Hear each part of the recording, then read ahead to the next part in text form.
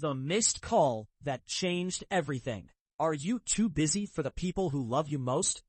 This heartbreaking story about a successful businessman and his humble father will make you rethink your priorities. Jasur had everything money could buy, but he didn't have time for his dad's phone calls. When he finally decided to answer, it was too late. What he discovered in his father's final letter changed his life forever. Hello everyone. The story I'm about to share isn't just fiction.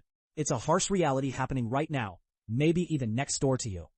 We often get so caught up in the race of life that we forget the people who matter most. I hope today's story touches your heart.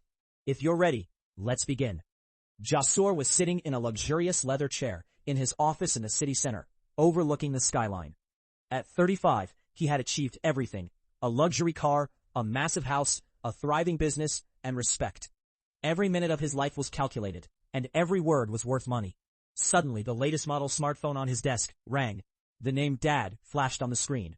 Jasur rolled his eyes and stared at the phone, probably calling for money again, or saying the old roof in the village needs fixing, he thought to himself. I don't have time for this right now. I'll talk to him later.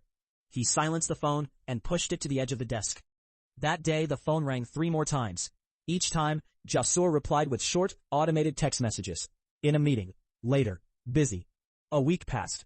Jasur was preparing to fly to Dubai with his business partners. While checking in at the airport, his phone rang again. This time, it wasn't his father. It was his neighbor, Mr. Sobir. Is everything okay? Jasur answered, feeling a sudden wave of anxiety. Jasur, my son, Mr. Sobir's voice was trembling. You need to come home immediately. Your father has passed away. Jasur's phone slipped from his hand. The noise of the airport, the chatter of people, the announcements, everything seemed to stop in an instant. Only those words echoed in his ears. Your father has passed away. The trip to Dubai was cancelled. Jasur got into his fastest car and drove toward the village. The 5-hour drive felt like 5 centuries. Memories of his childhood flashed before his eyes. His father teaching him to ride a bike, the tears of joy in his father's eyes when Jasur got into university, and how lonely his father had become after his mother passed away. Why didn't I pick up the phone that day? The question was eating him alive. When he arrived at the family home, the funeral preparations were already underway. It was crowded. As Jasur stepped out of his car, everyone looked at him with pity. He walked straight into his father's room. It was exactly the same as he remembered. Simple and humble. An old sofa, books on the shelf, and a picture of Jasur from his student days hanging on the wall. Mr. Sobir walked up to Jasur and placed a hand on his shoulder. We knew you were busy, son. Your father waited for you until the very end. Just last week he said, if I could just talk to my son, hear his voice one last time, I would be ready to go. Hearing these words, Jasur couldn't hold it back anymore. He fell to his knees and wept. He finally realized that his father hadn't called to ask for money. He had called just to say goodbye. After the funeral, when everyone had left, Mr. Sobir handed Jasur a small faded notebook and a small cloth bundle. Your father left this for you, he said. When my son comes, let him read it himself. With trembling hands, Jasur opened the notebook. The handwriting was shaky and uneven. It was his father's diary. The entry on the last page shattered Jasur's heart. My son, Jasur, I know you have a lot of work, and you are a man of high status now. I am so proud of you. If your mother were here, her head would touch the sky with pride. Today the doctors told me I don't have much time left. I didn't want to bother you, but missing you is a heavy burden, my son. I just wanted to see you, to hear you say, Dad, how are you? I called, but you didn't answer.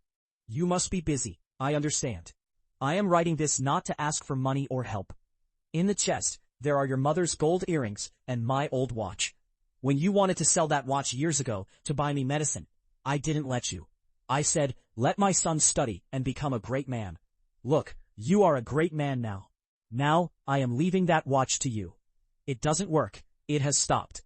But if you wear it, perhaps you will understand the value of time. Because in this world, my son, you can buy everything, but you cannot buy time, and you cannot buy back your parents. I am pleased with you. Be happy. After reading the letter, Jasur lay staring at the ceiling for a long time. He had billions, but even if he gave away all his wealth, he couldn't buy a single second to hear his father say, my son, one last time. He didn't return to his city office immediately. He turned off his phone. For several days, he stayed in his father's house, holding that old broken watch, reflecting on his life. He had succeeded in business, but he realized he had failed in the most important battle, being a good son. From that day on, Jasur changed. He handed over the management of his business and dedicated more time to his family and charity. He never tired of repeating one thing to every young person he met. When your phone rings, if you see mom or dad on the screen, let the world stop. Answer it. Because one day that phone might stop ringing. And when that happens, you would give your entire life just to hear that voice again, but it will be too late.